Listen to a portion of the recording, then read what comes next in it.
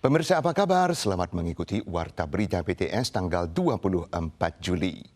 Taifun ke-7 dan ke-8 tahun ini telah terbentuk secara beruntun dan diberi nama Francisco dan Komai.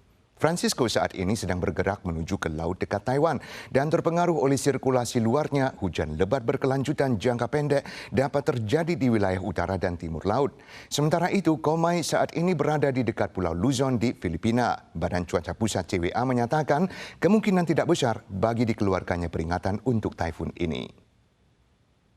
Di antara kedua taifun yang terbentuk, Francisco lebih dekat dengan Taiwan. CWA memperkirakan Francisco akan berada paling dekat dengan laut dekat Taiwan pada siang hari tanggal 25, tapi mungkin melemah menjadi depresi tropis pada saat itu. Sementara Komai di dekat Pulau Luzon di Filipina akan melemah secara bertahap setelah melalui Pulau Luzon dan tidak berdampak langsung terhadap Taiwan. Namun sirkulasi periferal kedua taifun akan membawa kelembapan yang melimpah. Mulai besok hingga Minggu, hujan deras dan hembusan angin kencang akan mulai muncul di wilayah tengah dan utara Taiwan. Hujan lokal atau badai petir juga mungkin terjadi di wilayah selatan. Taiwan akan menggelar 2 putaran pemungutan suara pemakzulan pada tanggal 26 Juli dan 23 Agustus. Putaran pertama pemungutan suara akan melibatkan 24 legislator KMT dan Wali Kota Hsinchu, Kau Hong An. Dengan 2 hari tersisa sebelum pemakzulan 26 Juli, baik kubu pro maupun kontra secara aktif mengencarkan kampanye untuk memobilisasi dan meraih dukungan warga. Voting pemakzulan tinggal 2 hari lagi. Legislator Partai KMT Wang Hongwei bersama dengan Ketua Yuan Legislatif Han Kuo-yu dan Ketua Partai TPP Huang Kuo-chang melakukan kampanye voting anti pemakzulan.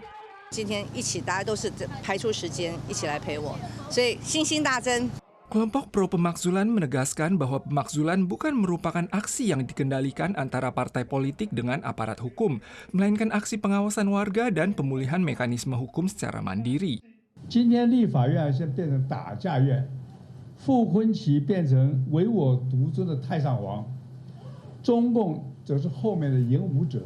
35+1个霸团的努力，其实我们在见证的是11年来我们一直盼望的新政治，11年来我们一起盼望的超越蓝绿的政治力量。 Ketua Partai KMT, Eric Chu, menuju distrik Xizhi tanggal 24 pagi untuk memberi dukungan kepada legislator Liao Xianxiang. Sejumlah legislator Partai DPP, perwakilan daerah dan ormas sipil bergandeng tangan di jalanan guna menarik suara pemakzulan. Taifun Francisco dan Taifun Komai telah terbentuk secara beruntun tanggal 23 kemarin. Komisi Pemilu Pusat menyatakan akan terus berkoordinasi dengan Badan Cuaca Pusat untuk memahami perubahan cuaca. Jika taifun melanda dan Pemda mengumumkan penghentian rutinitas kantor, penangguhan proses voting di daerah tersebut akan segera diumumkan. Dugaan keracunan makanan massal dilaporkan terjadi di Fengyuan, Taichung. Setelah mengonsumsi bebek panggang dari sebuah restoran, beberapa orang mulai merasa tidak enak badan, muntah-muntah dan diare. Banyak warga lain juga melaporkan hal yang sama. Kantor Keamanan Pangan dan Obat-obatan atau FDS Kota Taichung menyatakan 16 dari 27 orang yang telah mengonsumsi merasa tidak enak badan dan saat ini toko tersebut telah diwajibkan untuk ditutup. Setelah mengonsumsi bebek panggang yang dibeli dari sebuah toko, sekeluarga mulai merasa tidak enak badan, muntah-muntah dan diare. Banyak warga Fengyuan, Taichung yang membeli bebek panggang dari toko ini pada tanggal 21 hingga 23 mengeluhkan ketidaknyamanan pencernaan, demam dan gejala lain. Diduga sebagai keracunan makanan, warga pun meminta pertanggungjawaban pihak toko. Menurut FDS Kota Taichung, toko bebek panggang ini sempat diperintahkan ditutup setelah mengalami masalah keamanan pangan pada Juni lalu. Usai pergantian penanggung jawab pada akhir Juli, toko ini dibuka kembali dan hanya 3 hari saja telah kembali terlibat insiden keamanan pangan. Statistik saat ini mendata 27 orang telah makan bebek panggang dan 16 merasa tidak enak badan. Jika patogen terdeteksi, denda antara 60.000 dan 200 juta dolar dapat dikenakan. Bencana pertanian terus dilaporkan setelah Kabupaten Taitung dilanda hujan lebat. Sebuah ladang melon di Kecamatan Kuanshan terendam banjir. Puluhan ribu melon yang siap dipanen rusak. Petani tak berdaya kecuali menelan kerugian. Sementara itu, bencana bibit padi terendam dan membusuk dilaporkan di Kota Taitung dan Desa Peinan, dan Pemkat menegaskan akan secepatnya melakukan pendataan dan penyaluran bantuan. Petani menyewa lahan seluas 8 hektar di bantaran Sungai Peinan, Taitung untuk menanam melon. Namun hujan deras tanggal 20 dan 21 membuat melon yang sudah siap dipanen terendam dan membusuk.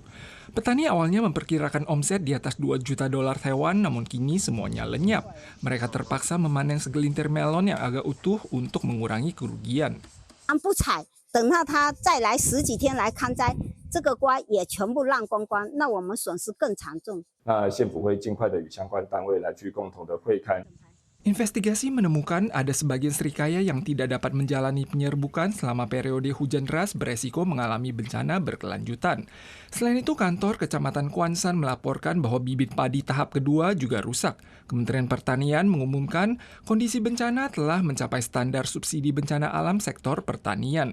Namun petani sawah padi menemukan bahwa mereka tidak dapat membeli bibit karena benih padi di pusat pembibitan juga rusak dan harus tunggu hingga September mendatang, mungkin baru ada benih yang bisa ditanam. Perang di Gaza telah merenggut 60.000 jiwa dan menimbulkan krisis pangan dan kelaparan parah di antara warga Palestina. Tanggal 22 kemarin, 15 orang dilaporkan meninggal karena kekurangan gizi, termasuk seorang bayi berusia 6 minggu. Situasi ini tidak hanya dikecam oleh masyarakat internasional, tetapi juga oleh warga Israel sendiri yang melancarkan demonstrasi dan menuntut agar pemerintah Benjamin Netanyahu menghentikan perang kelaparan.